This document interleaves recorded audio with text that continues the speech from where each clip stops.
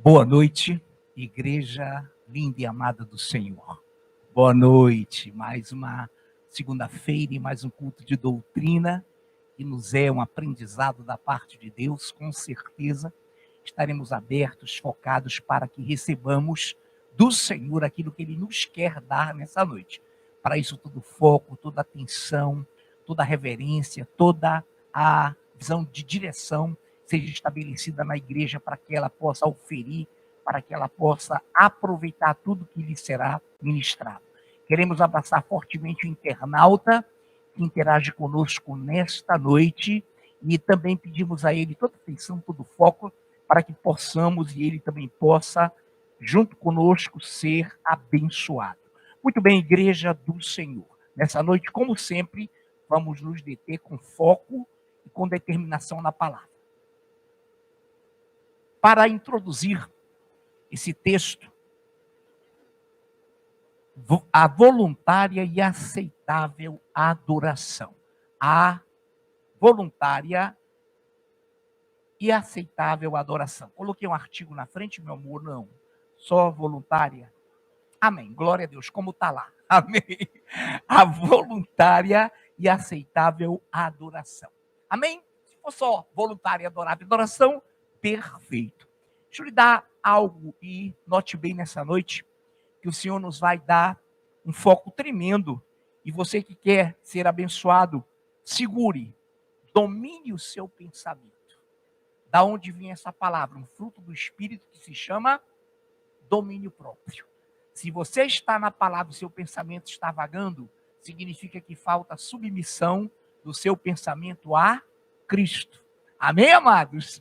Mas vocês estão focados, a presbítera Andriane, a pastora Neil, que estão no celular, para que possam fazer toda a coligação, linkar o mezanino, os louvores com os membros. Mas, mesmo assim, elas estão super atentas. Amém? Muito bem, amados do Senhor, voluntária e aceitável adoração. Eu quero introduzir essa palavra apenas com um versículo, e você já sabe todo o desenvolvimento desse versículo. Eu inicio com Lucas meia dúzia,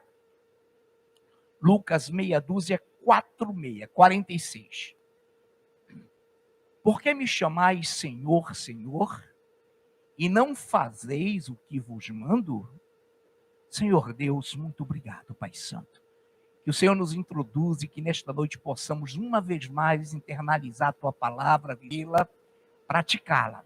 Obrigado pela oportunidade gloriosa que o Senhor uma vez mais nos dá de congregarmos aqui e nos reunirmos, de termos um momento dessa reunião linda, de uma linda oração e de uma linda e gloriosa ministração e lindos e gloriosos louvores. E agora, Pai, com certeza o Senhor nos capacitará para que estejamos cativos à tua palavra, submissos de pensamento ao teu amor, para que possamos entender o que queres falar conosco nesta noite, e com certeza, assim como tu já capacitaste e ungiste, o teu ministério de louvor também o farás agora, com teu servo, é o que te peço humildemente, para a tua honra e para a tua glória.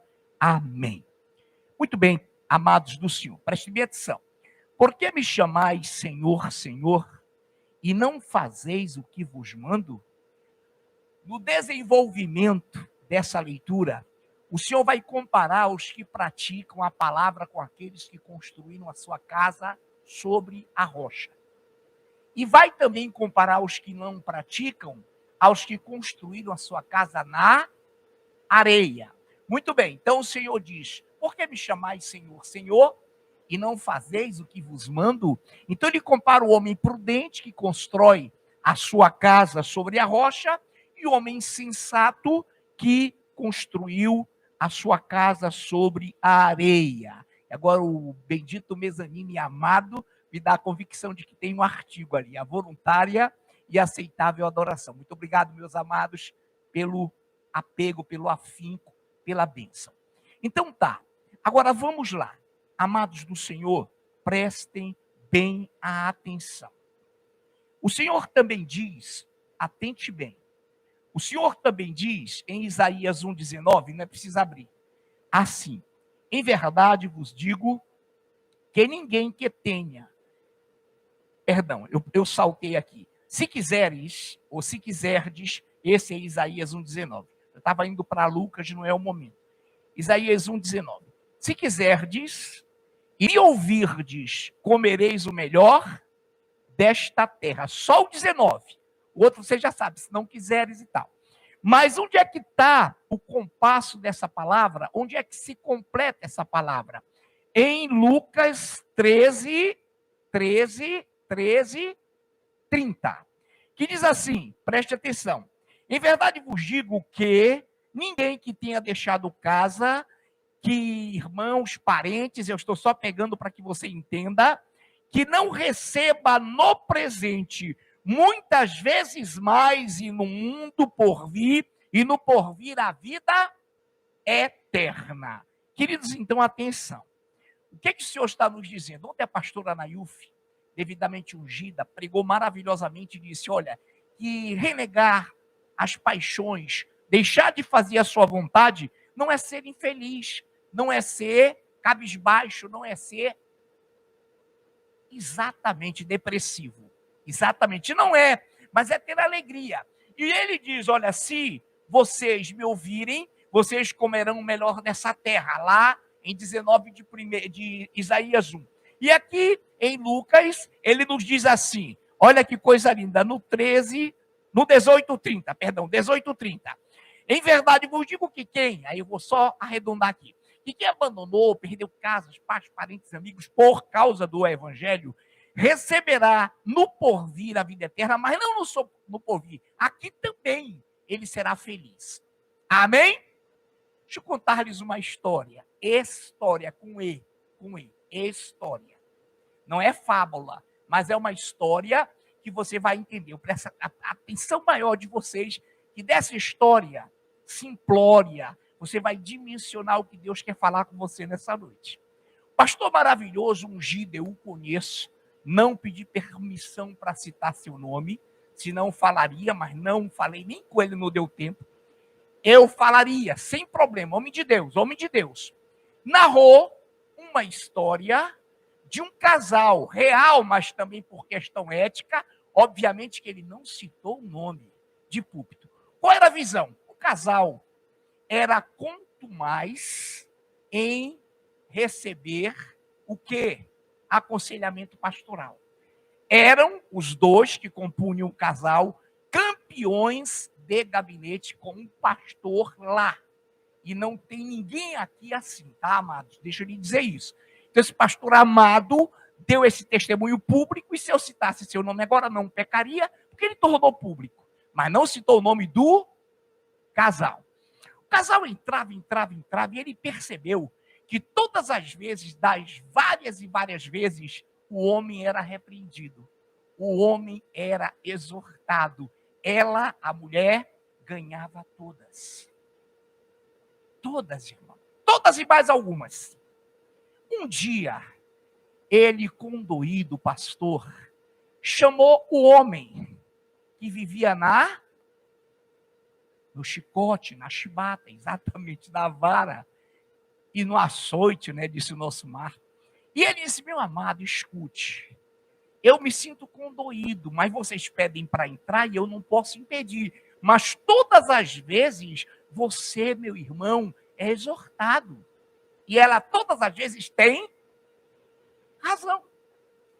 Vamos lá. Ele sozinho, ele pediu um gabinete. Ele, o pastor, chamou desta feita. Ele disse, meu amado, o que é uma coisa que você acha que você ainda não fez para sua esposa, e que se você fizesse, ela mudaria? Pelo menos um pouco, para você ganhar uma. Não é nem que ganhe, nem que perca. É que fique tudo bem entre vocês. Pastor, eu sei. O que é? Pastor, eu não suporto ir a supermercado. E ela passou meses de me pedindo. Parou, pastor. Nunca mais ela pediu. Pastor, eu não suporto. Aí ele falou, por amor ao Senhor, por amor da sua esposa, você poderia ir a um supermercado com ela? Pastor, e se? Não tem em si.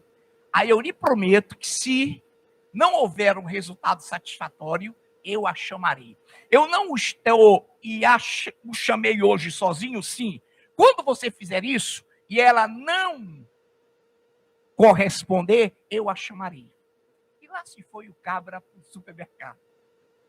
Aí tudo bem, foi. Aí no dia subsequente, ou 2 dias depois, eu não lembro, coisa que dão a temporalidade. Mas foi logo no culto seguinte, ele notou que ela estava braba e o camarada completamente triste. Aí teve lá um momento, uma lacuna, o cidadão se deslocou e disse: aí, o que foi que houve, meu irmão? Pastor, eu fiz o que o senhor pediu. E o que foi que houve? Pastor, ela ficou todo o tempo calada. E quando foi no fim, ela disse: nunca mais venha no supermercado comigo. Nunca mais venha no supermercado comigo. Aí lá, não sei como é o projeto, né, físico da igreja, ele falou: não se preocupe, eu vou chamá-la hoje. Foi o culto, rolou, a palavra foi, enfim.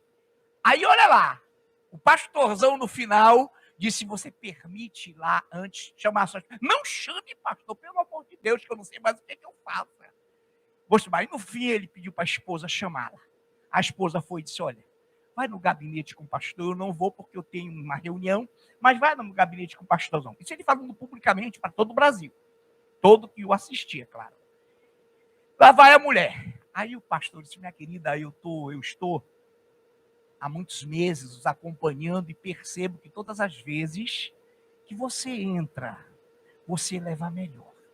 Ou melhor, o seu comportamento, a sua postura tem sido mais digna, e todas as vezes ele é exortado, e nós oramos por ele, eu e você. E uma vez você é pastora, e nós oramos por ele. Mas eu quero lhe fazer uma pergunta. Fui eu quem pediu para que ele fosse ao supermercado com você? Ela ficou olhando, pastor, fazia meses. Pois é, eu, minha querida, diante de Deus, achei, pela experiência pastoral que tenho, de que se ele fosse ao supermercado com a senhora, alguma coisa mudaria. Agora, irmã, por favor, só está a senhora e eu, e o Deus vivo. O que foi que aconteceu? Ela: pastor, ele não estava no supermercado comigo. Toda hora, pastor, olhando para o relógio e fazendo contorcionismo facial.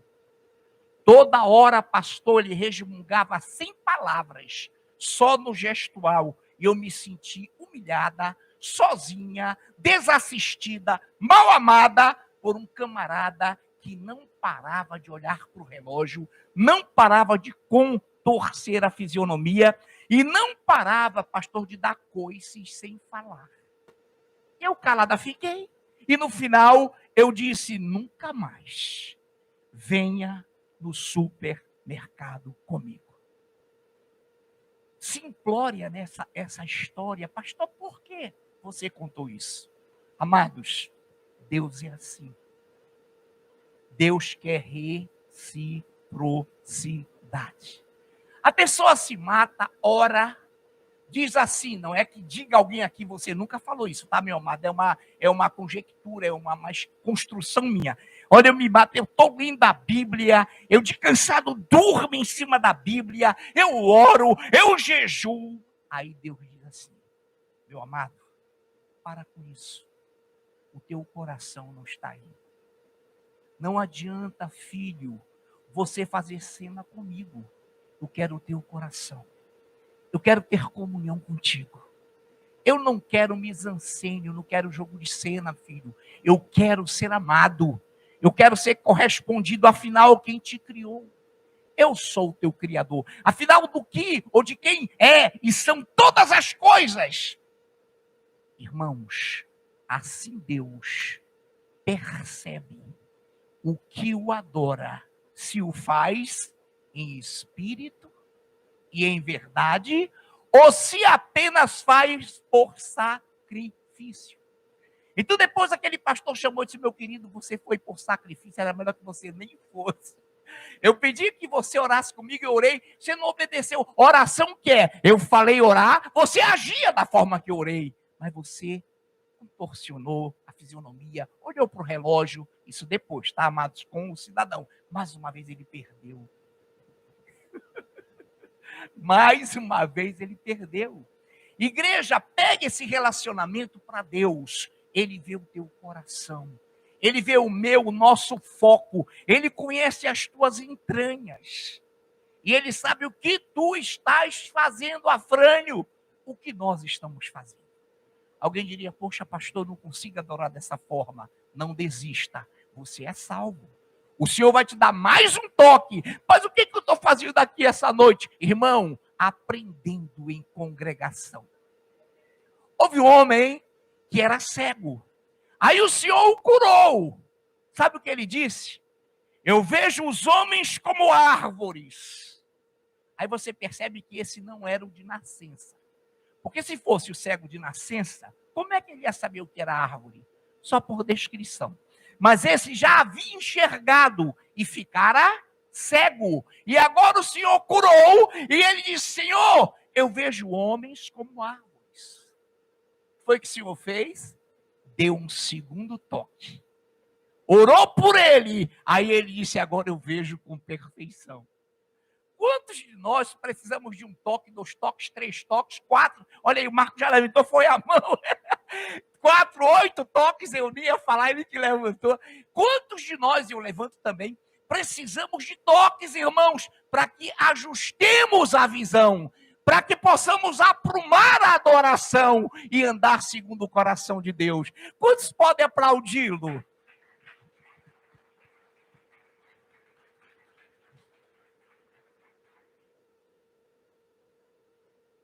Então, amados, que coisa tremenda.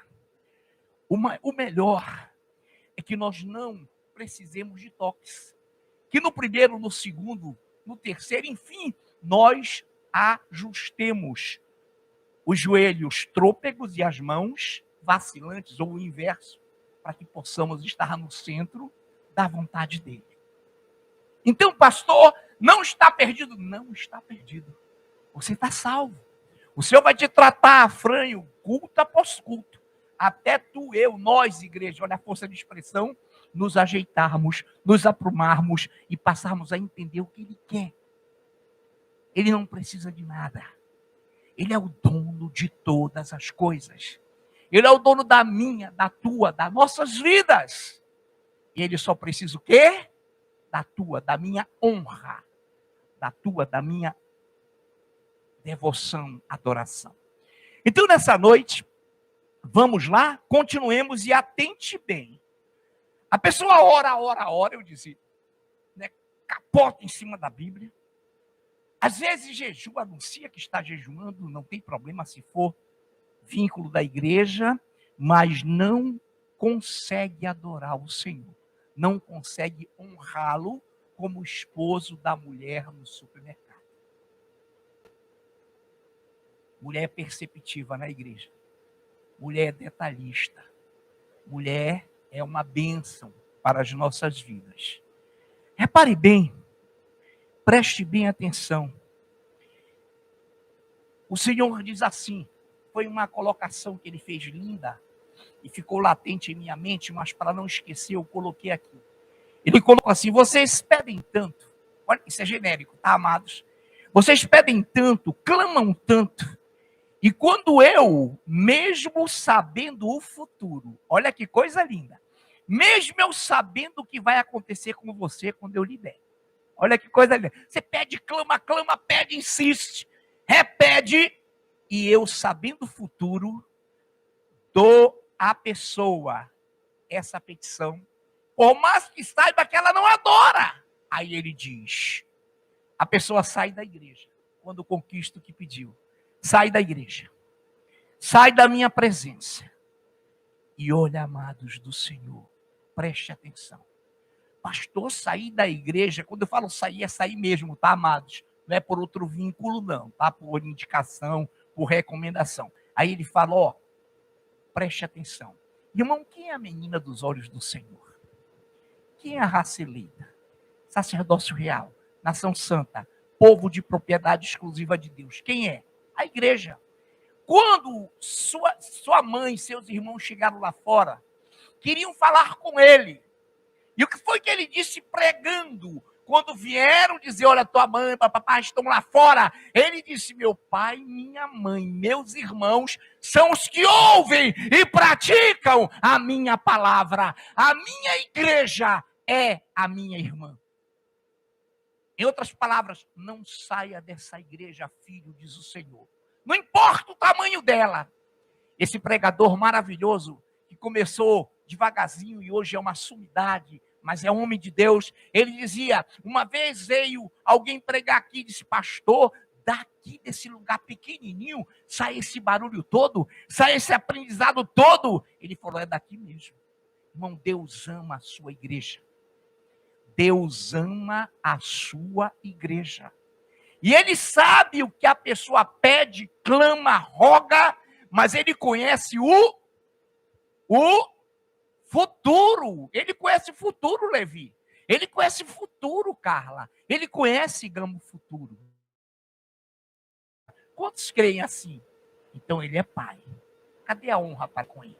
E se ele é pai, e se ele é senhor, dono, proprietário, dizia a pastora ontem, dono, proprietário de tudo, cadê o respeito para com ele? Vamos lá, pastor. Atenção, igreja. Em Malaquias 1,14, olha que coisa linda.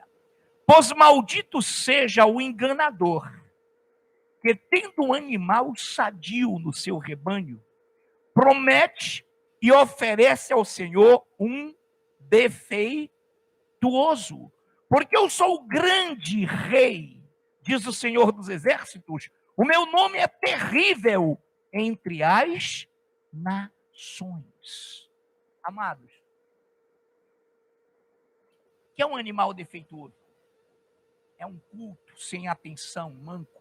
É um culto sem uma adoração integral. É a presença de Deus, você, eu, nós usando como se fosse um capricho, como se fosse um dever.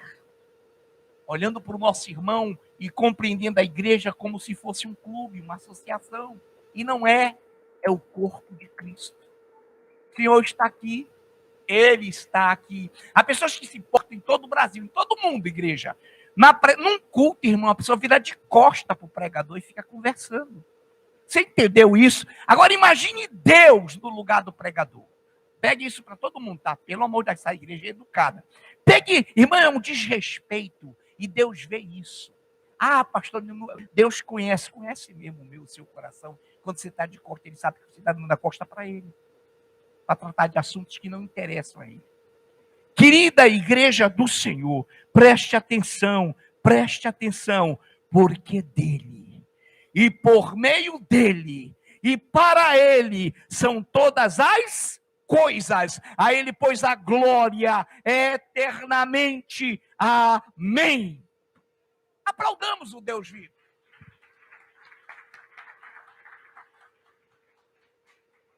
É o Romanos que eu li 11:36. Dele, para ele, por ele, irmão, ele é dono de tudo.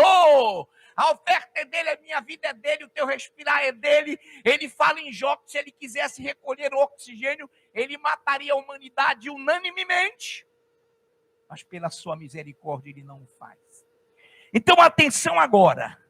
Eu vou ler aqui, vou falar algo para que nós não percamos a dinâmica do horário. Queridos, em Lucas 21, de 1 a 4, não é nem preciso você examinar, mas se quiser pegue, que eu não lerei. Eu apenas vou mencionar e citar esse fato. Em Lucas 21, de 1 a 4, há algo tremendo. Que poucos entendem. E só entendem quando se entende o que é adoração. Estava ali o gasofilácio. E a Bíblia diz que Jesus observava o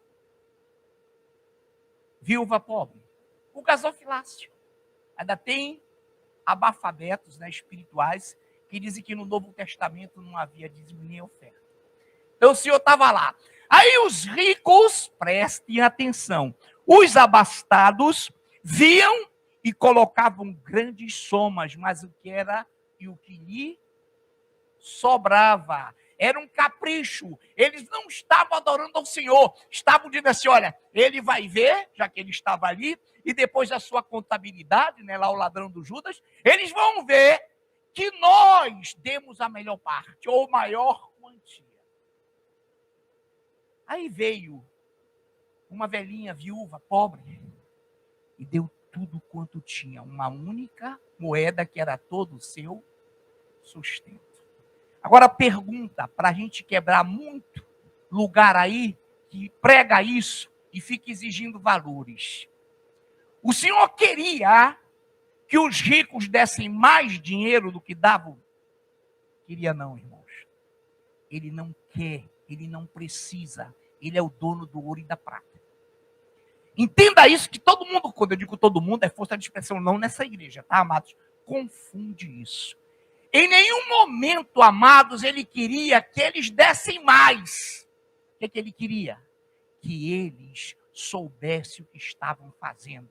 Viessem e não contando firulas, nem mostrando, eu vou abençoar, e de todo o coração, eu sei que dele, para ele, são todas as coisas. Não! Eles vinham com um propósito de aparecer, de se mostrar, e o Senhor conhecia o coração deles.